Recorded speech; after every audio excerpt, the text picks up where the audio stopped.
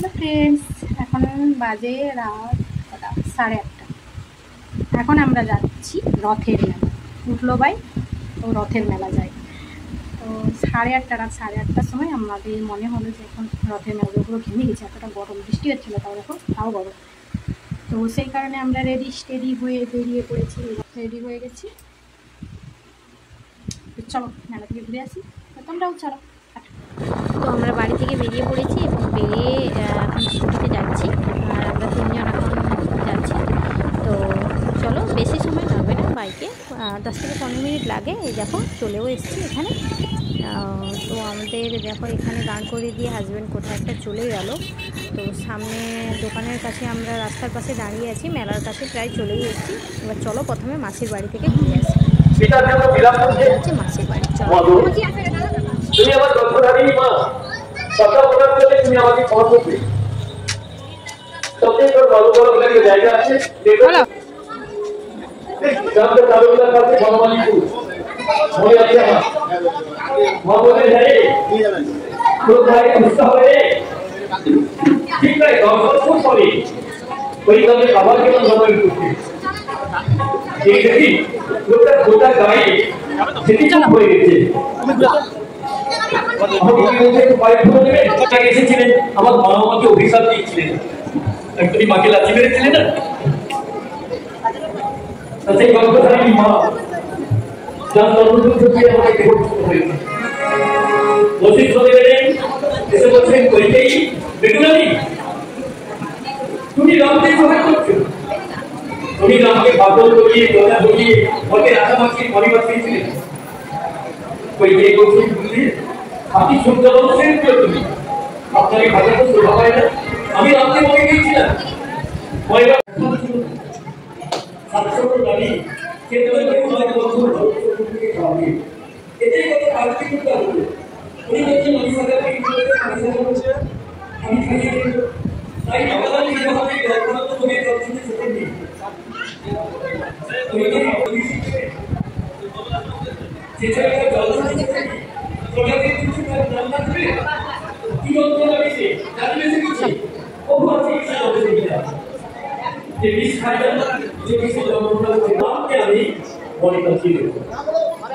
দুঃখ কি রাম অনুভব করবে, প্রজাদের দুঃখে রামের প্রাণ কাঁদবে। বশিষ্ঠ দেবী নিরুত্তর বলেন রঘুকুলপতি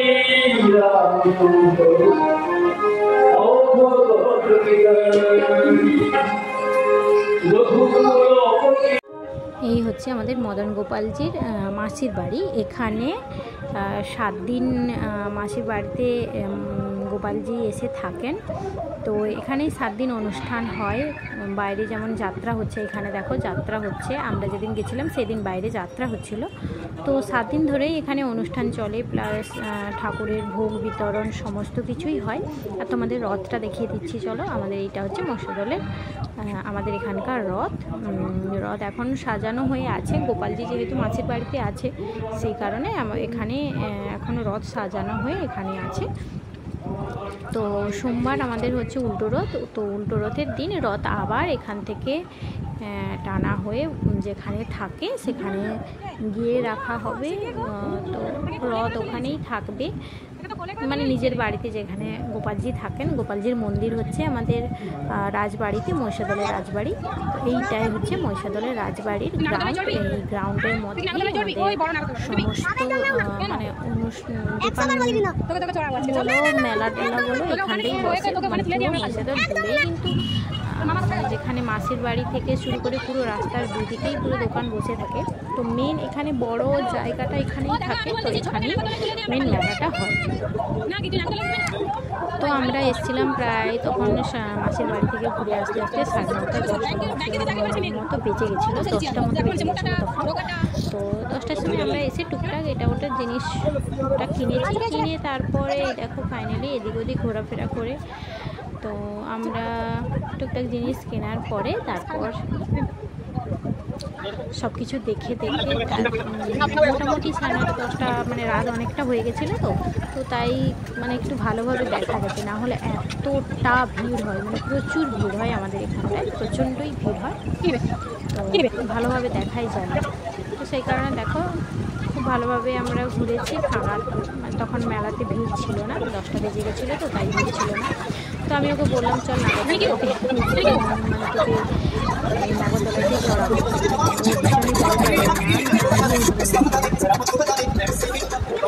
তো তারপরে ও একটা খেলনা কি কিনবে বলে সেটাই খুঁজছে, তখন থেকে খুঁজে যাচ্ছে কি কিনবে সে খুঁজেই পাচ্ছে না, এদিক ঘুরে ওদিক ঘুরে, তাহলে এদিক ওদিক তাকিয়ে এটা নেব সেটা নেব করে করে শেষে কি খেলনা বন্দুক মতো একটা নিয়ে নিল।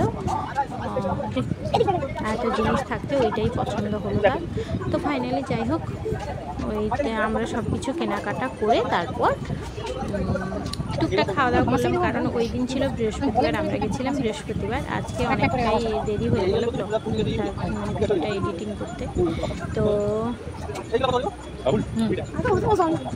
ওই দেখো খুঁজছে কি কিনবে, দেখো ফাইনালি এই হচ্ছে ওরা পেয়েছে নিল, তারপর বলছে না আমি এটা নেবো না, আরও একটা জিনিস নেবো। তো এটা নিয়ে এলাম আমাদের কুট্টুসের জন্য, কুট্টুস বাবুর জন্য।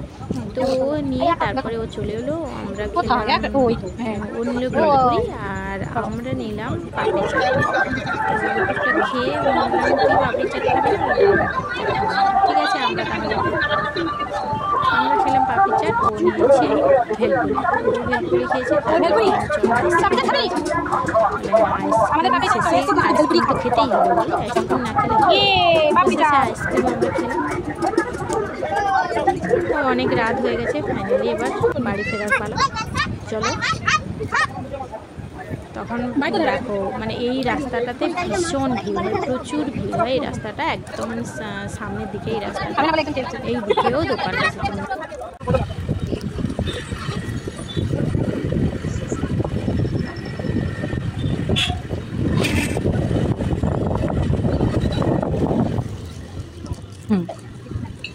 ঠিক আছে চলো, টাটা আজকের মতো, সবাই ভালো থেকো সুস্থ থেকো।